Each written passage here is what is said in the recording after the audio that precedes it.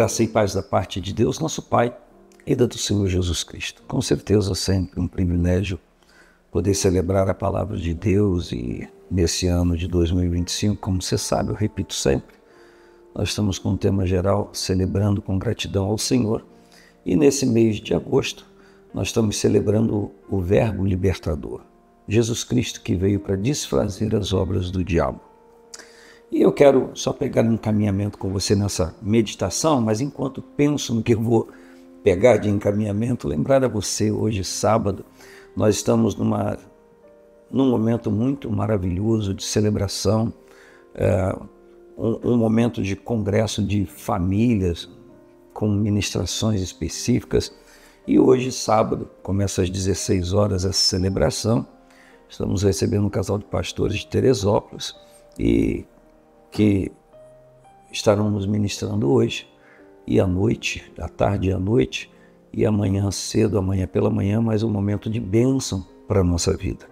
Eu quero falar com você hoje sobre João capítulo 1, que é uma leitura recorrente desse mês, que diz que no princípio era o Verbo estava com Deus e o Verbo era Deus. Ele estava no princípio com Deus. Todas as coisas foram feitas por ele, e sem ele, nada do que foi feito se fez.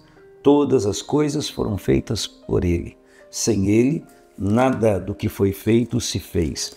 E é aqui, no capítulo 15 de João, do mesmo livro, que o Senhor Jesus reitera, ele diz, sem mim, nada podeis fazer. Ou seja, ele é o Verbo criador, ele é Deus, porque no princípio era o Verbo era Deus, o Verbo estava com Deus.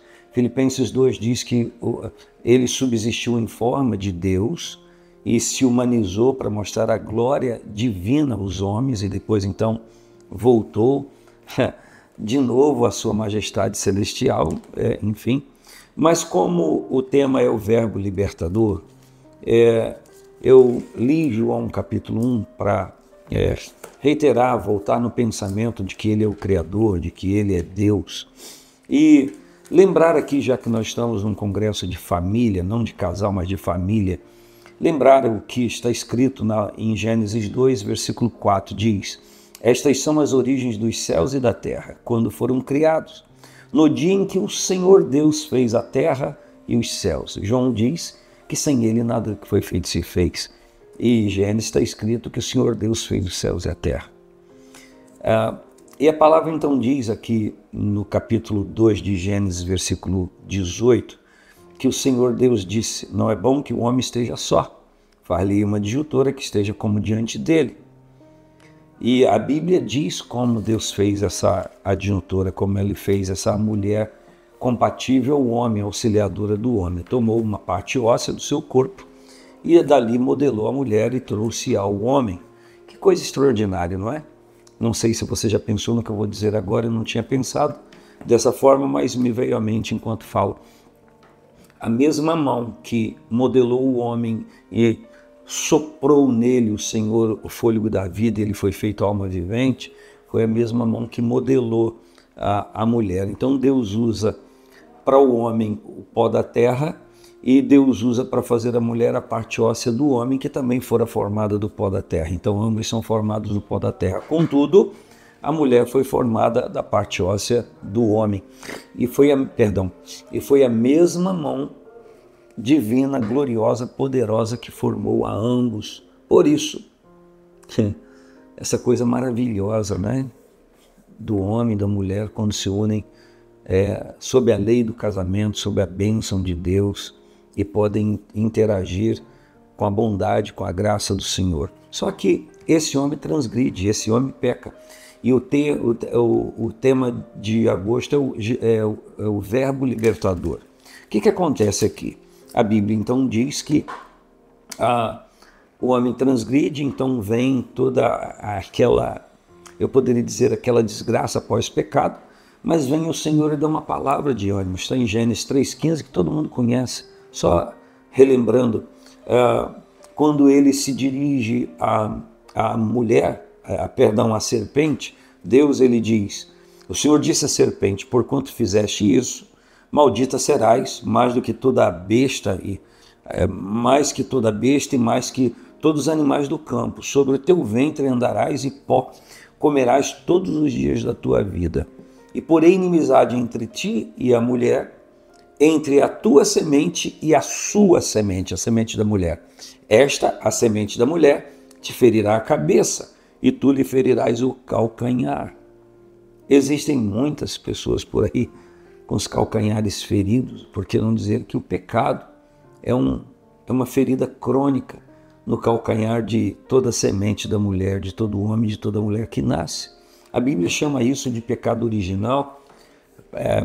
Davi, no Salmo 51, ele diz que ele foi em pecado, lhe concebeu a sua mãe. Ele estava falando desse pecado original que vem com todo homem, com toda mulher. Por isso que o homem já nasce debaixo de condenação e ele precisa reconhecer a Cristo como seu Salvador para que tenha a libertação desse domínio do pecado.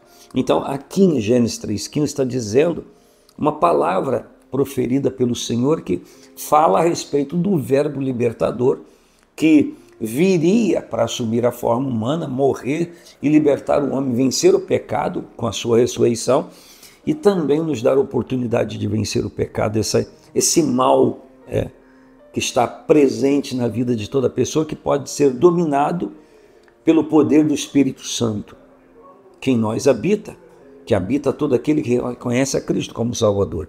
E o texto diz que da sua semente nasceria um que pisaria a cabeça da serpente, ou seja, aniquilaria o seu domínio, neutralizaria a sua mente.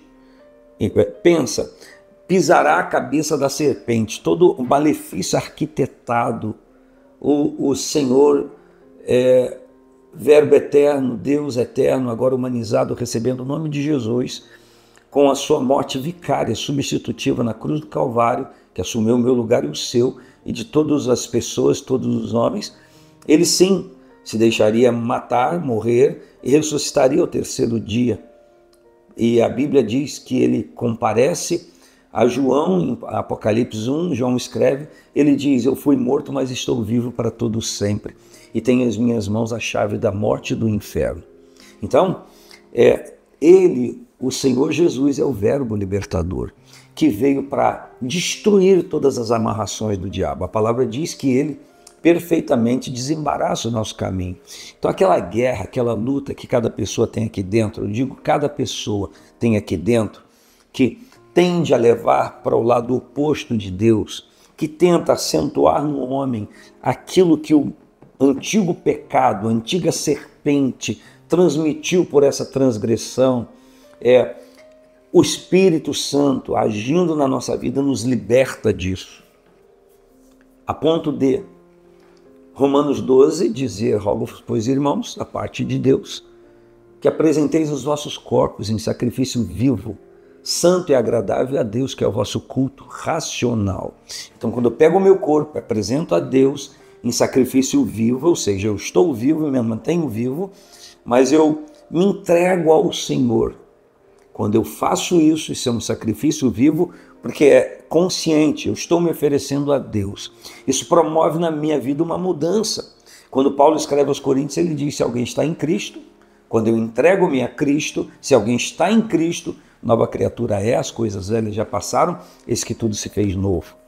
E a palavra então diz, eu reitero ali o pensamento, rogo-vos, pois irmãos, pela compaixão de Deus ou de Cristo, que apresenteis os vossos corpos em sacrifício vivo, santo e agradável a Deus, que é o vosso culto racional. E diz, e não vos conformeis, não entreis na forma do mundo, não vos conformeis com esse mundo, mas transformai-vos pela renovação do vosso entendimento. Eu tenho aqui em minha mão, não deveria fazer, mas vou fazer,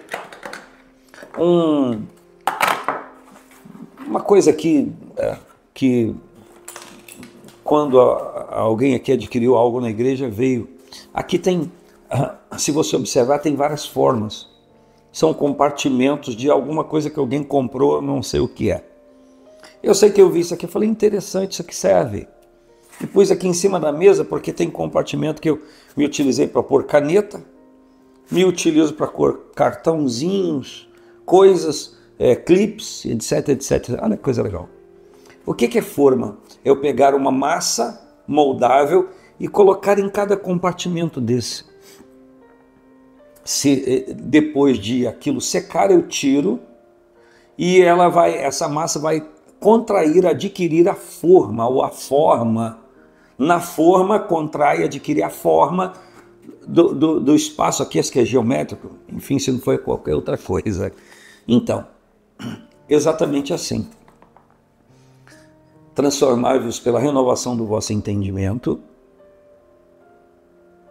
e não vos conformeis com este mundo, mas transformai-vos.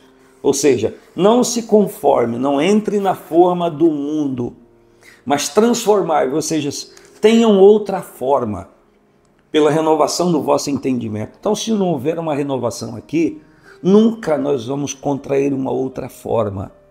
Se você quer que o formato de Deus esteja presente na sua vida, e não adianta um pensamento moderno dizer ninguém nos domina, eu faço o que eu quero, que sempre estaremos debaixo do governo espiritual ou divino ou maligno. Não tem jeito. Sempre teremos algo no mundo espiritual que vai nos comandar. Então nós podemos escolher, você pode escolher. A Bíblia diz, escolher a quem servais.